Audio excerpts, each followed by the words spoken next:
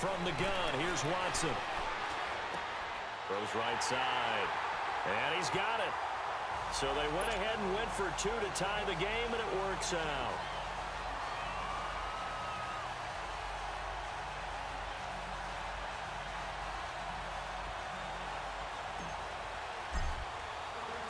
So we're right back where we started, all even as the kick's away. This fielded a few yards into the end zone. And no run back here. This will be a touchback, and it comes out to the 25-yard line. Now this offense about ready to take over again. And for them, a touchdown their last go-around. Obviously, they'll be hoping to do that again. And when you start plotting for this drive, when you start thinking to yourself, okay, what are we going to do? You don't go away from what you did before because that worked, but you have to be prepared for wrinkles and counters because you know they'll make some adjustments. He finds an opening past the 40, and he goes out of bounds just shy of the 45. The drive starting play, a good one. Give him 19. Normally we're talking about quarterback duel where they're matching each other pass for pass. How about the footwork in this one? Both of these guys running the ball well. Yeah, they've mixed in the run game. You're exactly right. Now, both coaches might not like how much their quarterbacks have taken off, but another example. Oh, he just needed to throw it away, but instead, out of bounds he goes, and that's a sack. It's a loss of 8 there on the first down play. Hey, let's go!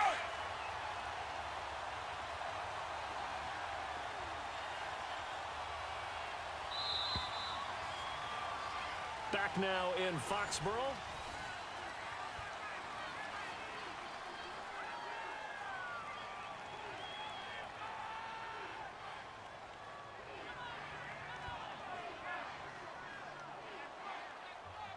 Hey, let's go!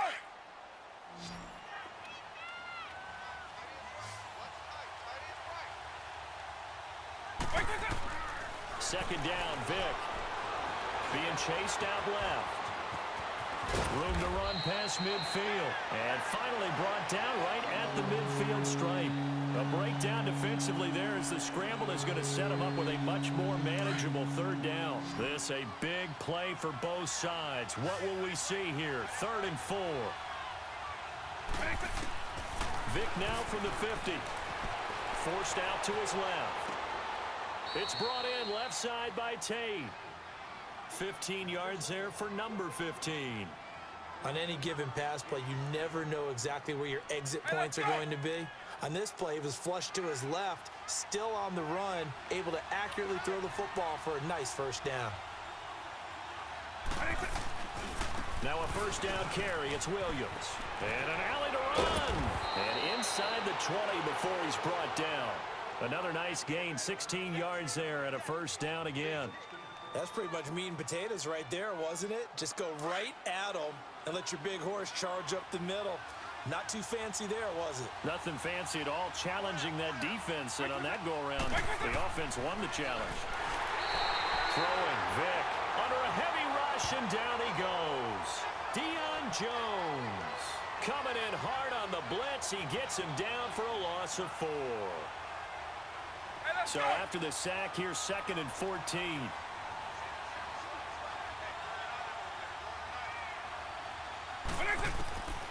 Vic now steps away to his left. He'll wind up getting 4 there on his own, but it will leave him now with a 3rd down situation. Looked to me like they adopted what my kindergarten teacher always said. If at first you don't succeed, try again. And finally, able to hold him in check. He'd been carving him up running the ball. That's the first time I think I've seen where the coverage was good downfield and they accounted for him and stopped him for a short pickup. Yeah, I don't think it was a big adjustment, but much more emphasis on making sure they knew where he was when he decided to take off and go. So here we go. Maybe the biggest kick of the game forthcoming. This for the lead in the final stages.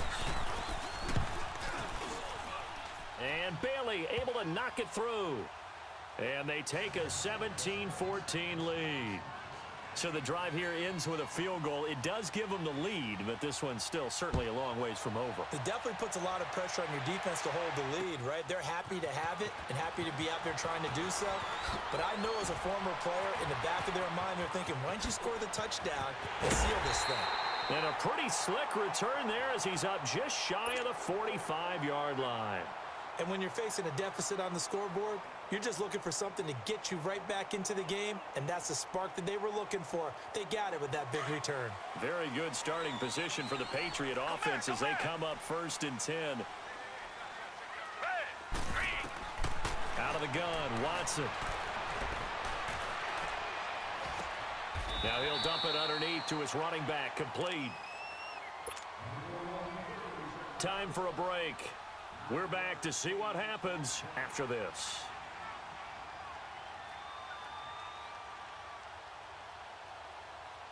That last catch short of the marker by just a yard leaves him with a very manageable 2nd and 1. He'll look to throw.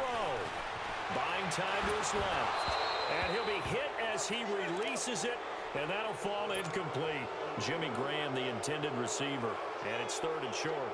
We've seen this quite a few times in this game. Offensive line unable to keep leverage, unable to keep people away, facing a lot of pressure. Fortunate just to get rid of it. One of the reasons they're down is that inability, though, to stop the pressure. We saw another example of it there. Back to throw. Flush to his right. Now a desperation. This is caught inside the 15. That goes as a gain of 37 on 3rd down. Well, they had held him pretty well in check, but if you recall back in the 1st quarter, you said they needed to avoid the big play. He finally gets loose. And the thing about it, it doesn't have to be a bunch of big plays. Sometimes one big play can be enough. That's why it's tough to deal with a guy like that. So how about this for field position after the big play? Inside the 15 now as they come up on 1st and 10. Now a 1st down carry. It's Kamara looking to find a lane, but he can't. Reined in at the line of scrimmage. Officially no gain on the play, and it's 2nd down. Now here's a timeout coming on the defensive side of the ball, as they'll talk things over prior to this upcoming 2nd down play.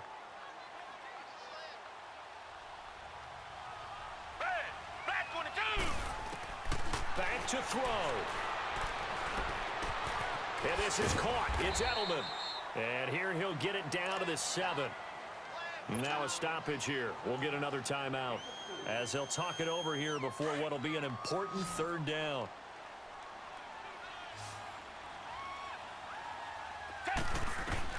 They'll look to throw. Keeps himself upright. Dancing to his left. Being chased out left. And that's going to be caught for a Patriot touchdown. Julio Jones. A 7-yard touchdown grab. And the Patriots have moved out in front here in the 4th quarter. This time, the extra point up and good.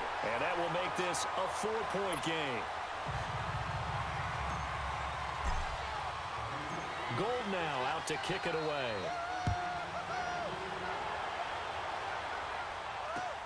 This fielded a few yards into the end zone. And all that work, but he stopped where he ultimately would have been, and he's simply taken a knee, and that's the 25-yard line.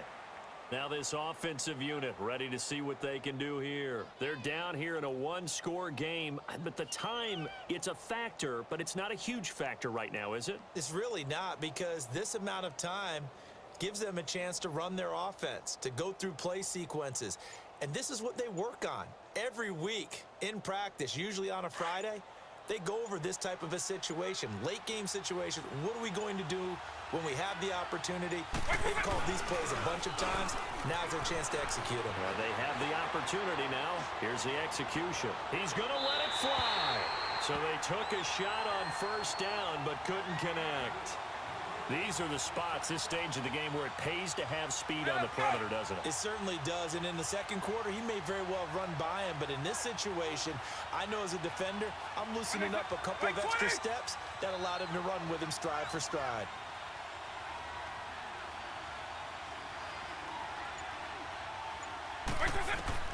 He's back to throw. It's incomplete. Took a shot, couldn't connect. The Pro Bowler Odell Beckham, the intended receiver, and it's 3rd down.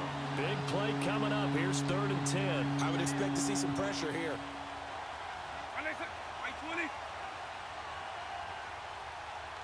The pressure drops off as they'll look to throw.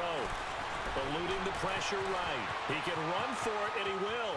He'll have a first down past the 40. Nowhere to go downfield, but he's able to get out of bounds and stop the clock here with a first down. Late in the game, defense trying to avoid a big play. He's able to work out of the passing game, turn it into a run, pick up the first, and stop the clock as well. And you know in this situation, everything is sped up. The intensity, the thinking, everyone's movements. But for a quarterback, he has to continue to do what we call a flatliner. Level in everything he does and read the clock, feel it in the pocket, and go at the appropriate time. The ball comes out, but this will fortunately wind up out of bounds. It won't be a sack, but it's no gain, and it brings up second down. I don't know about you, but I could hear and feel the sigh of relief all the way up here in our booth. That was palpable. The sideline, the friend there. No doubt about it. Ball goes over the sideline, able to retain possession, no turnover. I know his coaches are screaming, just hang on to the ball. That's caught at the 25. And now before this first down play, we're going to get a timeout here, as they'll stop it with 25 ticks remaining on the clock.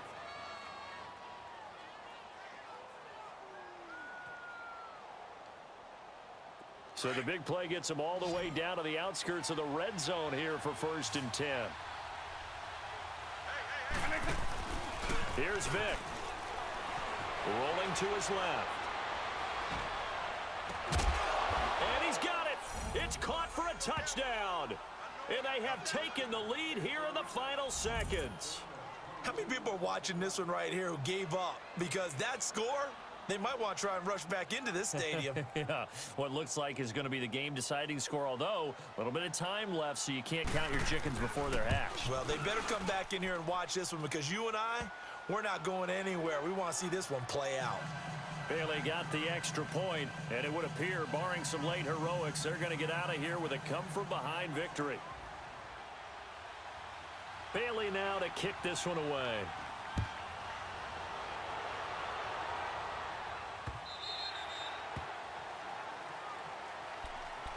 Now the Patriot offense set to take over again. So you're right there, but obviously the clock is not your friend. How do you handle this situation? You're thinking 2 plays.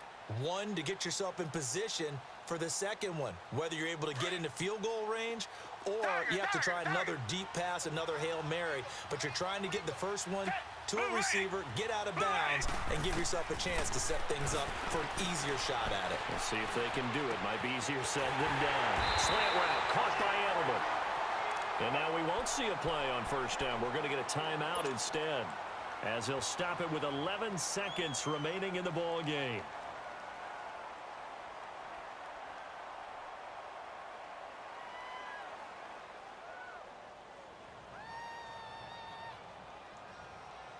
So one play, and they're already just shy of midfield. Richmond. Now it's Watson. Wide open, Julian Edelman. And he is out of bounds, but not before he's inside the 30. A good pickup there, a 22. They got exactly what they wanted there. Out route, catch, get out of bounds, stop the clock. And I have to criticize defense here, because you know the situation. You want to keep them inbounds and have the clock run. So I'm sitting on the outside portion of the field and not letting them throw an out route. Throw anything inside and I'll make the tackle. An out route? That's not the way you're supposed to play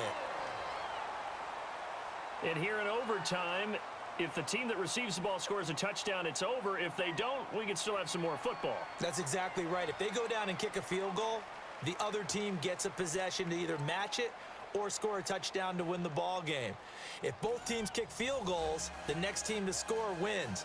But if the receiving team throws a pick six or fumbles the ball and it gets picked up by the defense and they score, the game is over at that point. So a tie ball game here as the kick's away. To return it, Alvin Kamara.